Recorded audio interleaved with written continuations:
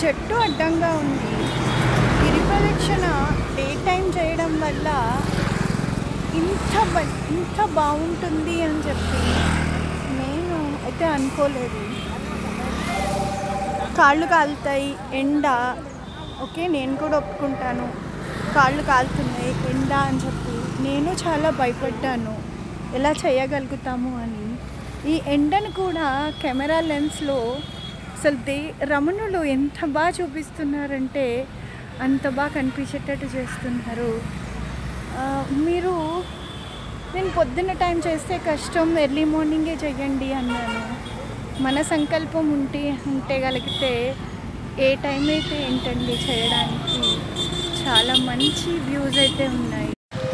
చూడండి గిరి ఎంత అందంగా ఉందో.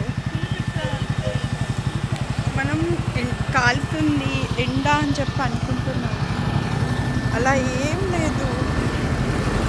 అంటే మనం ఎప్పుడు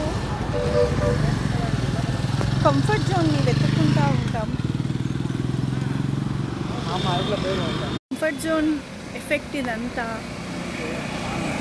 మనం కంఫర్ట్ జోన్ నుంచి బయటకి రానంత వరకు దేన్ని కూడా అయితే మనం తెచ్చుకోలేము.